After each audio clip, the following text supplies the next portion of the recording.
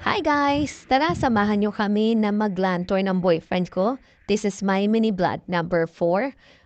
This land tour is pinag-usapan lang namin to ng umaga. Tapos ito na nga, around 1, running 1:30, bumibiyahe na kami papunta sa land tour namin.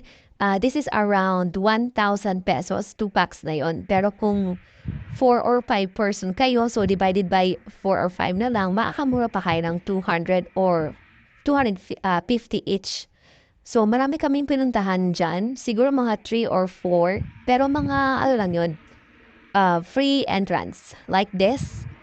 And then, syempre, simba muna kami. Duman na kami sa simbahan dahil birthday ko nga rin nung araw na yan. At nag-thank you ko kay Papa God. At hindi ko na binidyohan yung loob niyan. Sa labas na lang. Para mas okay. And then, ito nga, yung Tamaraw Falls. Nabigyan ko na siya ng reels nung last time. And then, yung the other side naman nito, yung resorts ng Tamaraw Falls, talagang maganda siya. At nagustuhan ko yung area na to kasi along highway lang siya. So, walang entrance fee. Pwede ka magpa-picture ng one to sawa. Pwede ka magstay doon at tingnan yung falls. And then, sa kabilang side naman, pwede kang marigo. Ayan, with teacher pa.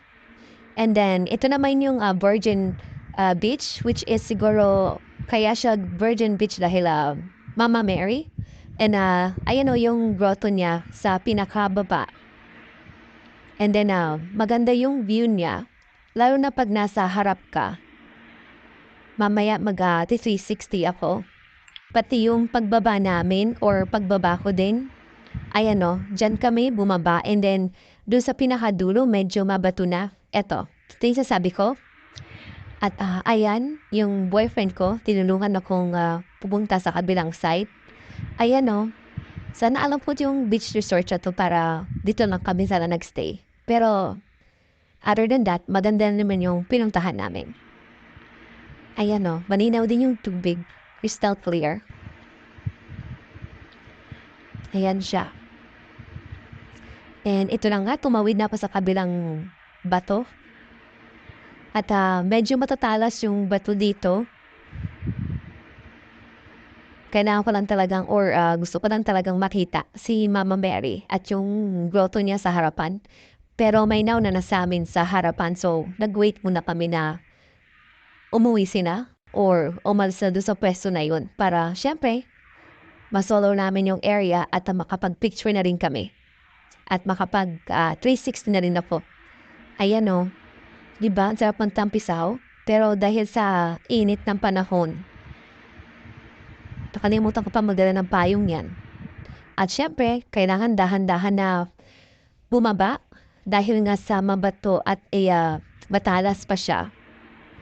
Hindi mo rin siya pwedeng masyadong hawakan yung bato kasi mainit din. Pero in fairness naman, dahil sa mahangin, hindi mo mapapansin na sobrang init. O, diba, ayan o, ganda ng view. Ayan, nag-360 na ako nito.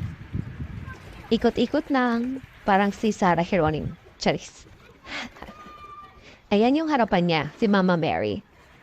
O, diba? At ito yung kabilang side. Beach resort siya pero hindi ko alam po anong pangalan yan. At ito na nga, paakyat na ulit ako, papunta sa taas. Siyempre, kapit-kapit din, pag may time. Ayan. Munti ka pa nga akong madulas dyan, pero buta lang marunong mag-balance ang lola nyo. Ayan. Gusto ko pa sanang bumaba dyan sa may pinakababae, kaya lang baka, alam nyo na, may sumita. Ayan o. O diba? Okay naman ako. At ito naman yung overview deck. Along highway din dito.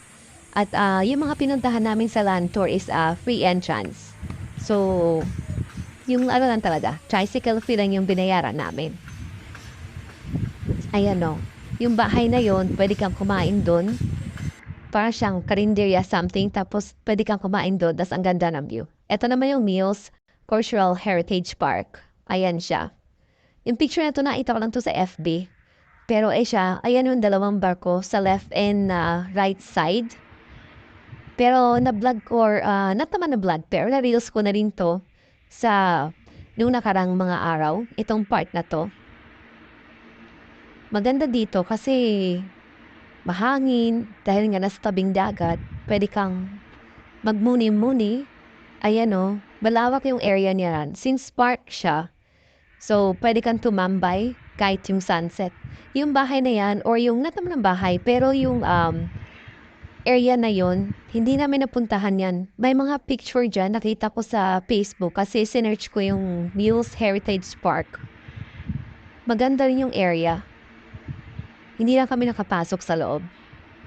Kasi since, naglakad-lakad na nga kami ng buong kahabaan na 'yan ng park, tiningnan din namin yung kabilang side. Ayan oh, meron ding barko sa kabilang side at may mga dauhan pa ng lancha bang tawag diyan o bangka? Yung maliliit na bangka. Alam ko lang kasi barko, ro-ro, lancha, bangka. Anyway, yan o, buti lang maaraw sa nung araw na yan. Ano ba daw? Ano daw? Buti lang maaraw nung pumunta kami dyan para masulit namin yung pag-ikot-ikot sa area na yan at pag-picture, pag-videos. Hindi lang kami nakapasok dun sa barko na yun. Doon may mga naiitapon tao na umaakyat doon para magpa-picture. Sana ginawa ko din yun, no? Masyado na akong na aliw sa paligid ko. Ito, pumunta rin kami sa area na yan, yung daungan ng mga bangka, para naman ma-feel ko kung paano lumakad sa area na yan. Charis. At ito na nga, papalabas na kami ng Mules Heritage Park. At nakalimutan ko talagang pumasok dun sa barko na yun. May kasamang pa-picture pa sana ako, no?